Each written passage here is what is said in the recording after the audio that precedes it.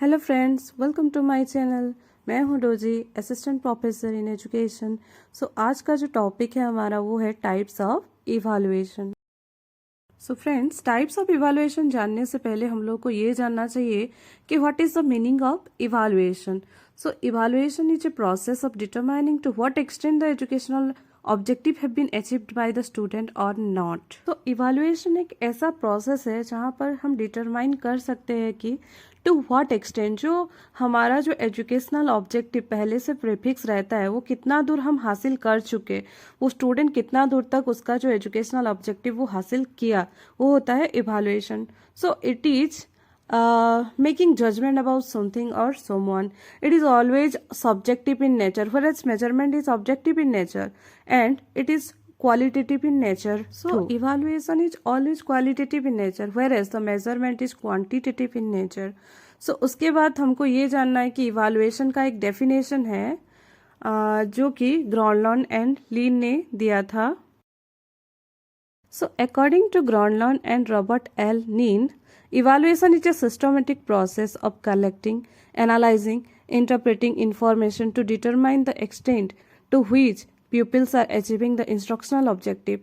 तो इवैल्यूएशन एक systematic process है जहाँ पर कि हम डेटा और इन्फॉर्मेशन को कलेक्ट करते हैं, एनालाइज करते हैं, इंटरप्रेट करते हैं। क्या करने के लिए? डिटरमाइन करने के लिए कि how far the objective has been achieved by the student और नॉट, कितना दूर तक वो एजुकेशनल ऑब्जेक्टिव हासिल हो पाया या नहीं हो पाया, उसको चेक करने के लिए इवैल्यूएशन प्रोसीजर यूज किया जाता है।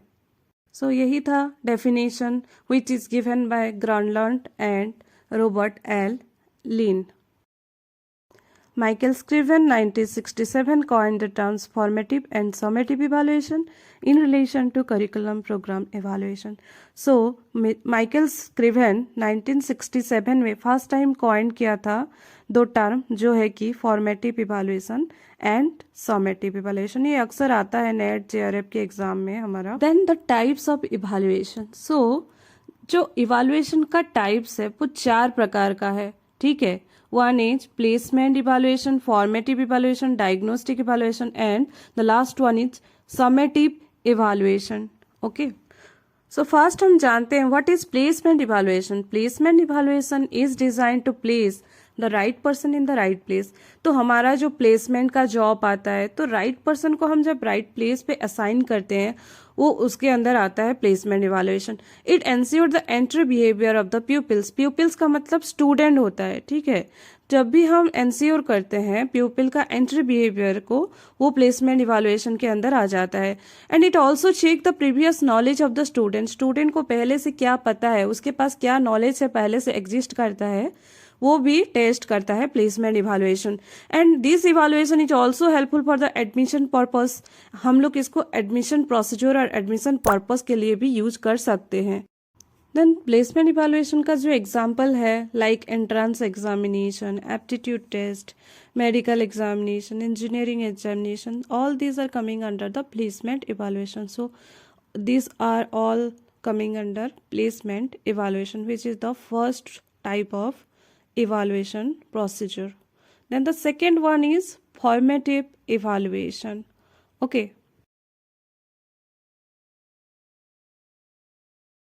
So the second type of evaluation is formative evaluation.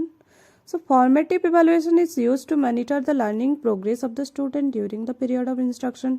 तो हम इसको कब यूज कर सकते हैं? During the period of instruction.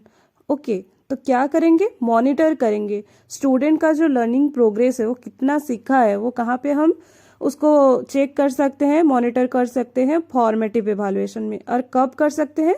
During the period of instruction, class के दौरान चलते हुए। Then this evaluation help for their students progress during the teaching learning progress or process. So the main objective of formative evaluation is to provide the continuous feedback to both the teacher as well as student. जो इसका main objective है वो क्या है? यहाँ पर feedback provide किया जाता है किसको? Both the teacher as well as student. So feedback to teacher provide information for modifying instruction methods, techniques and remedial work for better outcomes. तो टीचर को क्यों दिया जाता है फीडबैक? क्योंकि वो मॉडिफाई कर सके क्या उसका जो मेथड्स है, उसका जो टेक्निक्स है, उसका जो रेमेडियल वर्क है, क्यों उसको मॉडिफाई करना है? फॉर द बेटर आउटकम अगर वो मॉडिफाई करके और ज़्यादा इम्प्रूव कर सकता है तो उसको वो मॉडिफाई करता है, उसका जो टेक्निक्स है, ठीक है। Then feedback to students provide reinforcement for successful learning. It also helps to identify the specific learning error that need correction. अगर स्टूडेंट को किसी भी दौरान कुछ समझ में ना आया तो वो उसको रीइंफोर्समेंट दिया जाता है, फीडबैक दिया जाता है, उसका जो मतलब मिसकंसेप्शन रहता है वो उसको क्लियर कर सकता है, ठीक है।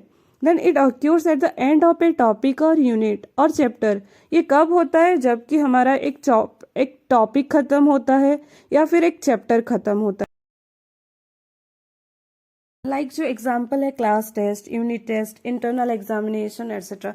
सो ये एक टीचर मेड टेस्ट है। क्यों? Because it is prepared by the class teacher. हमारा जो क्लास टीचर है वही उसको प्रिपेयर करते हैं।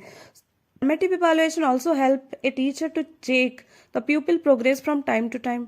वो क्या करता है? pupil का progress हो रहा है कि नहीं हो रहा है, टाइम टू टाइम उसको चेक करता है। It test a few skill.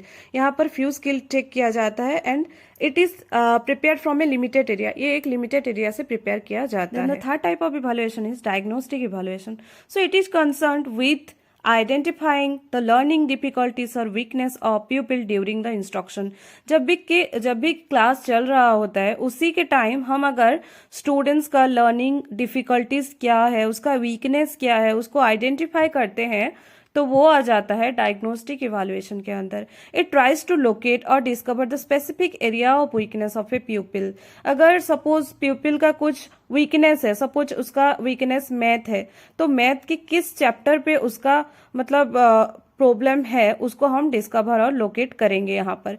So it take place at the end of each unit. Each unit का एंड पर हम रेमेडियल मेजर भी प्रोवाइड किया जाता है।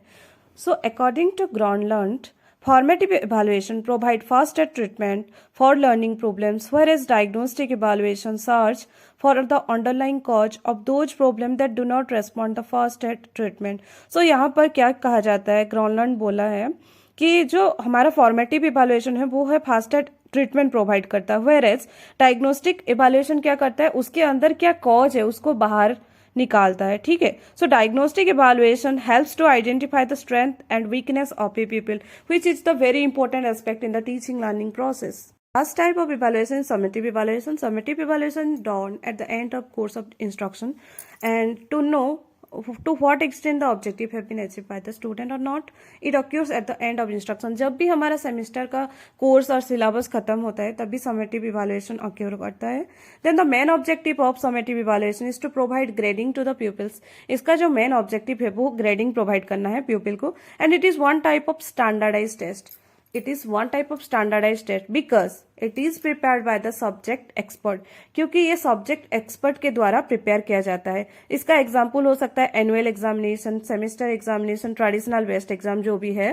It helps to measure the effectiveness of curriculum, teaching learning methods and programmes. It focuses on outcomes और result. ये focus करता है आउटकम और रिजल्ट पर। It includes entire course. यहाँ पर एंटायर कोर्स को इंक्लूड किया जाता है, whereas फॉर्मेटिव इवैल्यूएशन पे लिमिटेड एरिया के क्वेश्चन आते हैं। It also evaluate the achievement और progress of students and it measure some of how much student learn from the course. Student कितना पूरा कोर्स से कवर करके सीखा है यहाँ पर उसको चेक किया जाता है, whereas फॉर्मेटिव इवैल्यूएशन में हम थोड़ा बहुत ही चेक करते हैं। ये जो टॉपिक है टाइप्स ऑफ इवैल्यूएशन ये बहुत ही इंपॉर्टेंट है। ये एसएसबी हो गया, पीजीटी हो गया, नेट, जीआरएफ सभी के क्वेश्चन में आता है, तो इसको बहुत अच्छे से समझे, ठीक है। Thanks for watching my video. फिर मिलते हैं एक नया चैप्टर के साथ। Please like, share and subscribe my channel. Thank you, bye bye.